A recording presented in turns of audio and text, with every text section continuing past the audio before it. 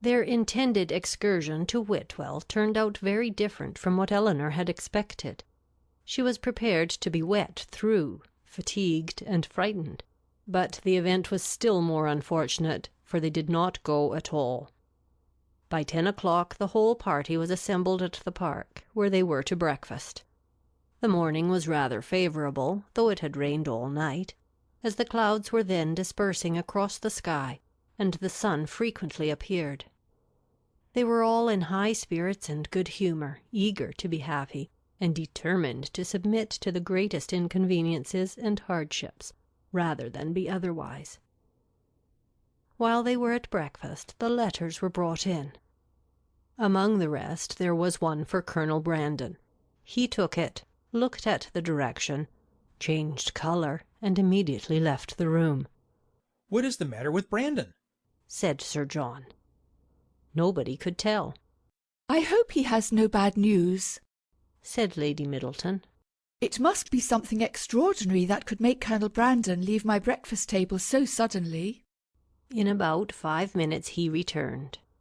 "No bad news, Colonel, I hope?" said Mrs. Jennings as soon as he entered the room. "None at all, ma'am, I thank you." "Was it from Avignon? I hope it is not to say that your sister is worse." "No, ma'am, it came from town, and is merely a letter of business." "But how came the hand to discompose you so much, if it was only a letter of business? Come, come, this won't do, Colonel, so let us hear the truth of it." "My dear madam," said Lady Middleton, "recollect what you are saying." "Perhaps it is to tell that your cousin Fanny is married," said Mrs. Jennings, without attending to her daughter's reproof. "No, indeed it is not." "Well, then, I know who it is from, Colonel, and I hope she is well." "Whom do you mean, ma'am?" said he, colouring a little. "Oh, you know who I mean." "I am particularly sorry, ma'am," said he, addressing Lady Middleton, "that I should receive this letter to-day, but it is on business which requires my immediate attendance in town." "In town?" cried Mrs. Jennings. "What can you have to do in town at this time of year?" "My own loss is great," he continued, "in being obliged to leave so agreeable a party, but I am the more concerned, as I fear my presence is necessary to gain your admittance at Whitwell." What a blow upon them all was this! "But if you write a note to the housekeeper, Mr. Brandon," said Marianne eagerly. "will it not be sufficient?" He shook his head. "We must go," said Sir John. "It shall not be put off when we are so near it. You cannot go to town till tomorrow, Brandon, that is all."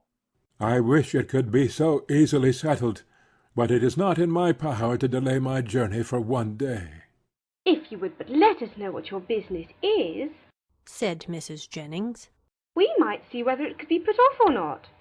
"You would not be 6 hours later, said Willoughby, if you were to defer your journey till our return." "I cannot afford to lose 1 hour." Elinor then heard Willoughby say in a low voice to Marianne, "There are some people who cannot bear a party of pleasure. Brandon is one of them. He was afraid of catching cold, I dare say, and invented this trick for getting out of it. I would lay 50 guineas the letter was of his own writing." "I have no doubt of it," replied Marianne. "There is no persuading you to change your mind, Brandon, I know of old," said Sir John, "when once you are determined on anything. But, however, I hope you will think better of it. Consider, here are the 2 Miss Carys come over from Newton, the 3 Miss Dashwoods walked up from the cottage, and Mr. Willoughby got up 2 hours before his usual time, on purpose to go to Whitwell." Colonel Brandon again repeated his sorrow at being the cause of disappointing the party, but at the same time declared it to be unavoidable. "Well, then, when will you come back again?" "I hope we shall see you at Barton," added her ladyship, "as soon as you can conveniently leave town, and we must put off the party to Whitwell until you return." "You are very obliging, but it is so uncertain when I may have it in my power to return, that I dare not engage for it at all." "Oh, He must and shall come back. cried Sir John. If he is not here by the end of the week, I shall go after him. Aye, so do, Sir John. cried Mrs. Jennings.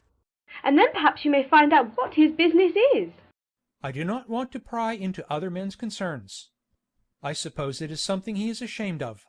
Colonel Brandon's horses were announced. You do not go to town on horseback, do you? added Sir John. No, only to Honiton.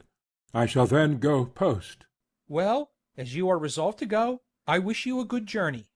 But you had better change your mind. I assure you it is not in my power. He then took leave of the whole party. Is there any chance of my seeing you and your sisters in town this winter, Miss Dashwood? I am afraid none at all. Then I must bid you farewell for a longer time than I should wish to do. To Marianne he merely bowed and said nothing. Come, Colonel. Said Mrs. Jennings. Before you go, do let us know what you are going about. He wished her a good morning, and attended by Sir John left the room. The complaints and lamentations which politeness had hitherto restrained now burst forth universally, and they all agreed again and again how provoking it was to be so disappointed. I can guess what his business is, however, said Mrs. Jennings exultingly. Can you, ma'am? Said almost everybody. Yes, it is about Miss Williams, I am sure. And who is Miss Williams? Asked Marianne. What? Do not you know who Miss Williams is? I am sure you must have heard of her before. She is a relation of the Colonel's, my dear, a very near relation. We will not say how near for fear of shocking the young ladies. Then, lowering her voice a little, she said to Eleanor, She is his natural daughter. Indeed? Oh, yes, and as like him as she can stare. I dare say the Colonel will leave her all his fortune. When Sir John returned, he joined most heartily in the general regret on so unfortunate an event, concluding, however, by observing, that as they were all got together, they must do something by way of being happy, and after some consultation it was agreed, that although happiness could only be enjoyed at Whitwell, they might procure a tolerable composure of mind by driving about the country. The carriages were then ordered. Willoughby's was first, and Marianne never looked happier than when she got into it. He drove through the park very fast, and they were soon out of sight, and nothing more of them was seen till their return, which did not happen till after the return of all the rest. They both seemed delighted with their drive, but said only in general terms that they had kept in the lanes, while the others went on the downs. It was settled that there should be a dance in the evening, and that everybody should be extremely merry all day long. Some more of the Careys came to dinner, and they had the pleasure of sitting down nearly 20 to table, which Sir John observed with great contentment. Willoughby took his usual place between the two elder Miss Dashwoods. Mrs. Jennings sat on Eleanor's right hand, and they had not been long seated before she leant behind her and Willoughby and said to Marianne, loud enough for them both to hear, I have found you out in spite of all your tricks. I know where you spent the morning. Marianne coloured and replied very hastily, Where, pray? Did not you know said Willoughby. that we have been out in my curricle? Yes, yes, Mr. Impudence, I know that very well, and I was determined to find out where you had been to. I hope you like your house, Miss Marian. It is a very large one, I know, and when I come to see you, I hope you will have new furnished it, for it wanted it very much when I was there 6 years ago. Marianne turned away in great confusion. Mrs. Jennings laughed heartily, and Eleanor found that in her resolution to know where they had been, she had actually made her own woman inquire of Mr. Willoughby's groom, and that she had, by that method, been informed that they had gone to Allenham, and spent a considerable time there in walking about the garden and going all over the house. Eleanor could hardly believe this to be true, as it seemed very unlikely that Willoughby should propose, or Marianne consent, to enter the house while Mrs. Smith was in it, with whom Marianne had not the smallest acquaintance.